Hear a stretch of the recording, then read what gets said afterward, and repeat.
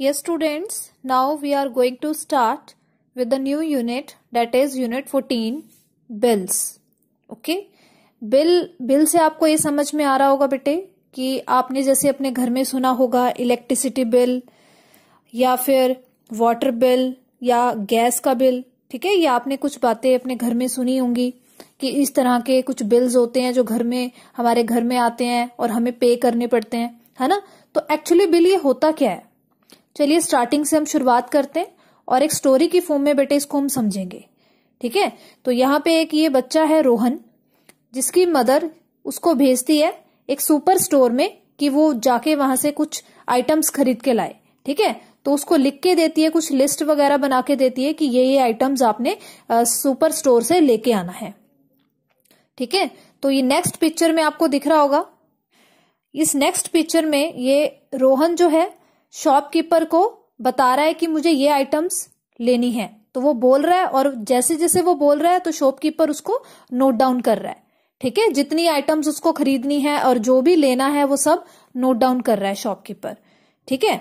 तो यहाँ पे कुछ लिखा है, the slip of paper on which A shopkeeper notes down the requirement of a customer. Customer कौन है? जो ये रोहन है जो खरीदने आया है उसको कहेंगे कस्टमर।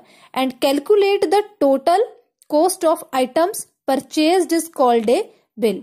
यानी एक ऐसी स्लिप ऑफ पेपर, यानी कि एक ऐसा कागज जिसमें शॉपकीपर सब कुछ नोट डाउन करता है जो कस्टमर खरीदने आता है, ठीक है। और कितने आइटम्स खरीद रहा है वो लिखेगा और टोटल कॉस्ट लिखेगा। तो उस पेपर को कहा जाता है बेटे बिल। आगे देखेंगे, जो भी उसने आइटम्स खरीदी रोहन ने, तो जो शॉपकीपर है उसने उसको बिल दे दिया बना के, कितना 415 रुपीज और 50 पैसे, ठीक है। इतना बिल उसने बना के दे दिया। लेकिन ये बिल उसने बनाया कैसे, this we will study in this chapter, कि हम कैसे बिल बनाएंगे, ठीक है। बिल को हमने बनाना सीखना है कि किस तरह से बिल बनता है। ये देखिए यहाँ पे नेक्स्ट पेज पे, पेज नंबर 169 पे देखिए, यहाँ पे बेटे ये बिल बना हुआ है जो शॉपकीपर ने बनाया था। और मैं आपको बताती हूँ ये किस तरीके से बनाया गया है। जो रोहन है उसने एक शैम्पू खरीदा, ठीक है। शैम्पू क्वांटिटी कितनी? 1, ठीक है, 1 क्वांटिटी खरीदी। और रेट उस पे गिवन है शैम्पू का कितना? ₹72.50 पैसा। यानी कि ये एक शैम्पू का रेट है। क्वांटिटी यानी कि जितनी वो खरीद रहा है, 1, 2, 3 कितनी खरीद रहा है उसने? 1 ही खरीदा शैम्पू। अमाउंट, जो ये वाला अमाउंट है बेटे, यहाँ पे जो रेट गिवन है वो आपने यहाँ पे लिखना है। सेकंड नंबर पे उसने क्या आइटम खरीदा? एग्स खरीदे।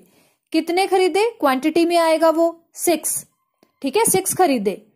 और एक का रेट आपको गिवन है, तो रेट में बेटे एक ही आइटम का रेट गिवन होगा, ठीक है। यहाँ पे ₹4.50 पैसा यानी 4.5 रुपए ये एक एग की रेट है, एक एग का प्राइस है। लेकिन उसने तो 6 खरीदे, तो अमाउंट में क्या आएगा? 6 को मल्टीप्लाई करेंगे रेट से, यानी कि क्वांटिटी को रेट से मल्टीप्लाई करेंगे, वो आपने यहाँ अमाउंट में लिखना है। बिल्कुल ठीक इसके सामने ये ₹27 बना।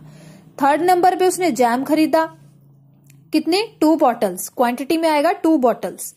रेट कितना है? ये एक का रेट है 95 रुपीज, तो अमाउंट कितना बनेगा? 2 को 95 से मल्टीप्लाई करेंगे, 190 रुपीज। इसी तरह से उसने एक मैगी खरीदी और कितने पैकेट्स? 3 पैकेट्स। और एक का प्राइस कितना है? 12 रुपीज। तो 3 × 12 कितना बना? 36 रुपीज, ये अमाउंट में आएगा। उसके बाद उसने शुगर खरीदी, कितनी? 2 kg। लेकिन यहाँ पे 1 kg का रेट गिवन है 45 rupees.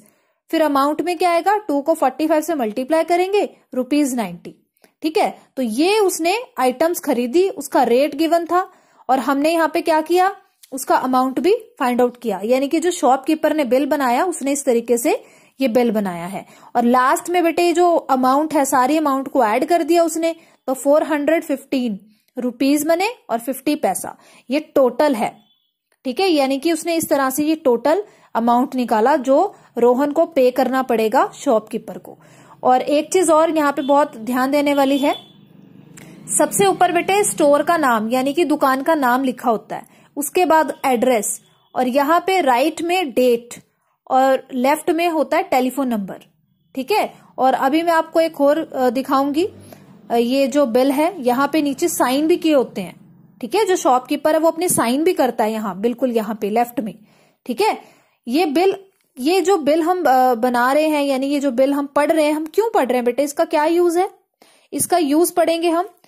Uses of a bill, a shopkeeper can keep a track on day to day sale, ठीक है। एक तो शॉपकीपर के पास रिकॉर्ड रहता है कि मैंने ये चीजें आज सेल करी और इतने रुपीस मैंने अर्न किए, यानी कि इतने का मुझे फायदा हुआ, तो इतना उसके पास रिकॉर्ड रहेगा, उसको पता चलेगा कि मेरी दुकान से कितनी चीजें गई हैं और कितने मनी मुझे मिली है आज की, पूरे दिन की, ठीक है।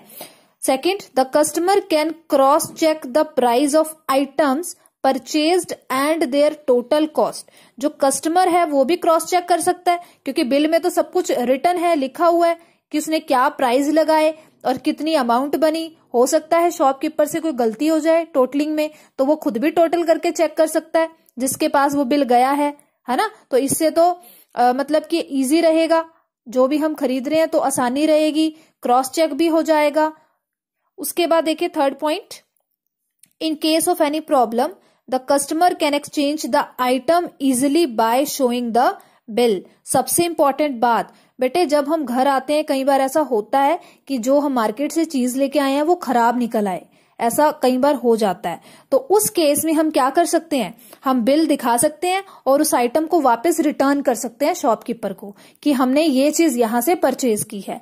अगर हमारे पास बिल ही नहीं होगा तो शॉपकीपर कहेगा कि मेरी शॉप से तो आपने लिया ही नहीं, पता नहीं कहां से लिया है ना। तो बिल जो है एक पक्का प्रूफ होता है कि आपने इस शॉप से ये आइटम खरीदी है, तो वो आपकी रिटर्न भी हो जाएगी। अगर कोई गलत आइटम आ गई है, खराब आ गई है, तो वो चेंज हो जाएगी। तो कितने सारे फायदे हैं बिल्स के, है ना। चलिए आगे पढ़ते हैं।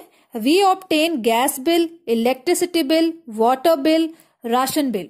ये आपके घर में आते हैं सारे के सारे गैस बिल, ठीक है ना। जो हम घर में किचन में जो गैस यूज करते हैं, एलपीजी गैस, उसका भी बिल आता है। इलेक्ट्रिसिटी जो बिजली हम यूज करते हैं, लाइट, फैन, ठीक है। और वाटर बिल जो हम पानी यूज करते हैं उसका भी बिल आता है। राशन का बिल, यानी कि जो हम राशन खरीदते हैं, खाने पीने का सामान, उसका भी बिल होता है। तो सबके जो बिल होते हैं बेटे अलग अलग तरीके के होते हैं। ऐसा नहीं है कि जो इलेक्ट्रिसिटी बिल है वो ऐसा होगा, नहीं, इलेक्ट्रिसिटी बिल डिफरेंट होगा। ये तो जो आइटम्स हम खरीद रहे हैं, यानी कि जो राशन का बिल है वो कुछ इस तरह से होता है। तो हर एक बिल का जो फॉर्मेट है वो अलग